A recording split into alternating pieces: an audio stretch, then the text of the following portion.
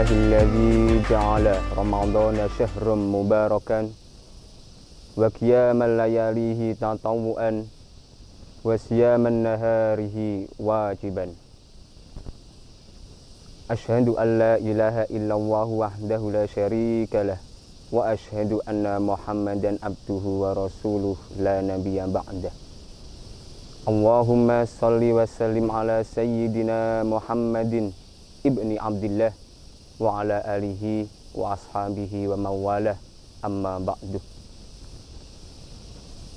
Wabil khusus anak-anakku kelas 7 sampai kelas 9 di SMP Negeri 8 Salatiga yang Bapak cintai, Bapak sayangi, dan umumnya seluruh saudara-saudaraku muslimin, muslimat, shoimin, shoimat yang saat ini sedang menjalankan ibadah puasa dimanapun Anda semua berada, yang semoga selalu mendapatkan rahmat Allah Subhanahu wa Ta'ala.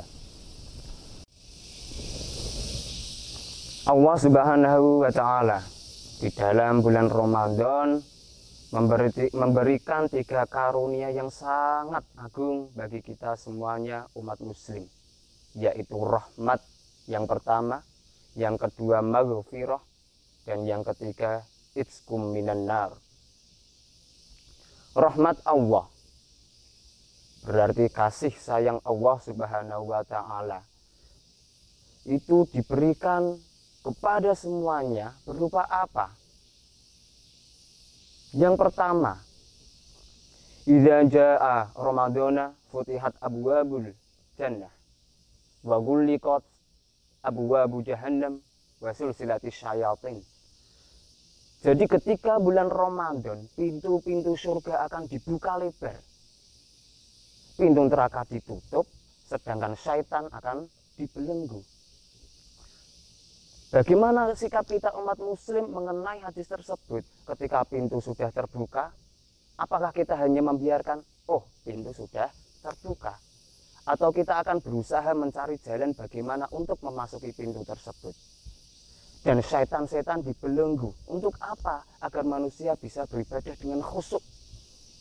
Tapi ketika Ramadan ternyata kok masih ada manusia yang bermaksiat. Itu bukan ulah syaitan. Jangan menyalahkan syaitan.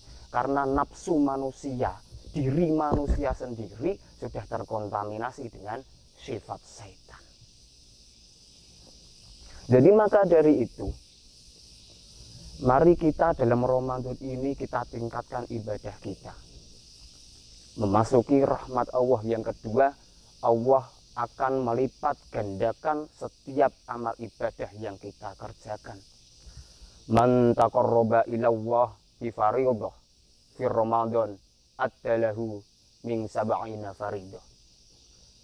Sapa wonge ngeparek bareng siapa mendekatkan diri kepada Allah dengan satu ibadah fardu pada bulan Ramadan, itu telah membandingi, menyamai, mengimbangi dengan 70 kali ibadah. Jadi ketika Anda kok membaca satu ayat Al-Quran, sama saja Anda membaca 70 ayat. Anda sedekah cukup 1000, infak 1000 dimasukkan masjid, tinggal dikalikan 70. Itu adalah keagungan Allah yang diberikan kepada kita umat muslim. Kenapa Allah sebaik itu? Karena Allah tidak rela kita semua masuk ke neraka. Allah hanya rela umat muslim masuk ke surganya. Sedangkan kita, ketika Allah sudah tidak rela, bagaimana dengan kita? Apakah kita sendiri rela untuk masuk neraka? Atau kita semuanya ingin berlomba-lomba untuk masuk ke surganya? Itu rahmat Allah. Jadi mari bersama-sama kita jemput rahmat Allah dengan melaksanakan ibadah dan amaliyah bulan Ramadan yang sebaik-baiknya. Setelah adanya rahmat, yang kedua, Allah memberikan maghfirah. Allah terbuka untuk menerima setiap taubat dari umatnya. Jadi diharapkan dalam bulan Ramadan kita sebagai umat muslim untuk memperbanyak istighfar, memohon ampun kepada Allah Subhanahu wa Ta'ala. Atau biasanya selepas taraweh selalu bersama-sama jamaah membaca Allahumma innaka afuwwun karim tuhibbul afwa fa'fu anna ya karim. Allahumma innaka afuwwun karim tuhibbul afwa fa'fu anna ya karim. Maksudnya apa?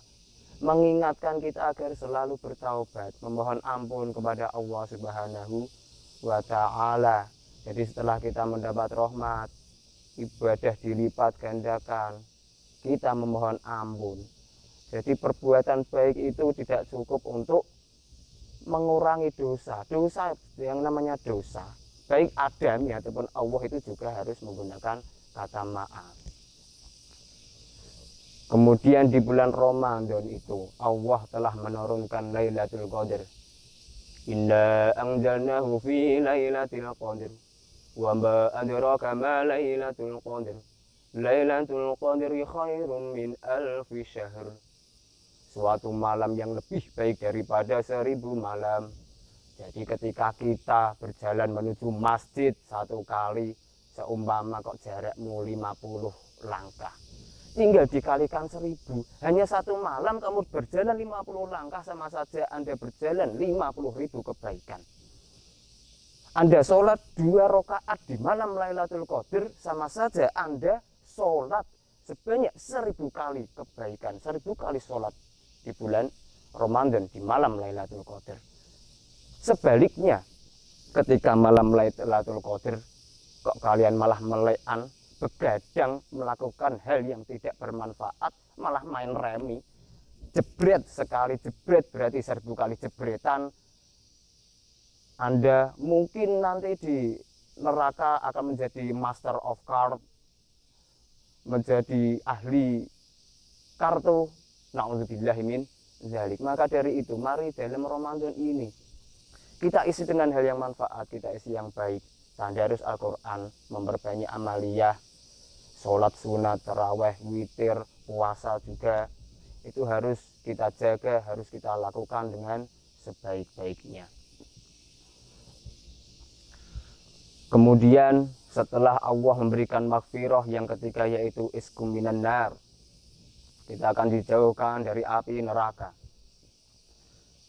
Iskum minan nar menjadi bagian yang ketiga. Akhiruhu min Ramadan, berarti jatuh pada hari ke-20 hingga ke-30 bulan Ramadan. Allah menurunkan anugerahnya, dijauhkan dari api neraka. Tapi ketika kita melihat dengan mata kita di akhir Ramadan, kebanyakan dari kita malah semakin malas, masjid semakin sepi, Quran semakin ditinggalkan, malah kita lebih tergoda dengan diskon-diskon yang ada di. Berarti apa? Kita itu tidak punya motivasi untuk jauh dari neraka, tapi kita lebih termotivasi dengan duniawi. Diskon 40-70%, kita lebih tertarik daripada Allah telah memberikan diskon. Kalian ibadah 10 hari terakhir bulan Ramadan secara teratur akan dijauhkan dari api neraka. Na'udzubillahi min dzalik. Maka dari itu, mari kita saling bermuhasabah. Kita ingatkan diri kita sendiri, seberapa banyak dosa yang kita lakukan. Ini saatnya kita memperbaiki diri untuk menjadi umat yang lebih baik, agar kelak di akhir Ramadan kita benar-benar meraih kemenangan. Kemenangan dalam artian kita bisa mengalahkan hawa nafsu yang ada pada diri kita, sehingga tercapai tujuan puasa itu apa? Ya ayyuhalladzina amanu kutiba alaikumusiyam kama kutiba alal ladzina min qablikum la'allakum tattaqun. Tujuan dari bulan Ramadan kita puasa adalah tattaqun, menjadi orang yang bertakwa, menjadi orang yang benar-benar takut akan Allah Subhanahu wa taala, sehingga kelak dalam menjalani kehidupan berikutnya kita akan benar-benar takut untuk melaksanakan segala maksiat dan melaksanakan segala perintah Allah Subhanahu wa taala. Cukup sekian yang dapat saya sampaikan, semoga bermanfaat dan dapat diambil hikmahnya. Wallahul muwaffiq ila aqwamit thariq. Wassalamualaikum warahmatullahi wabarakatuh.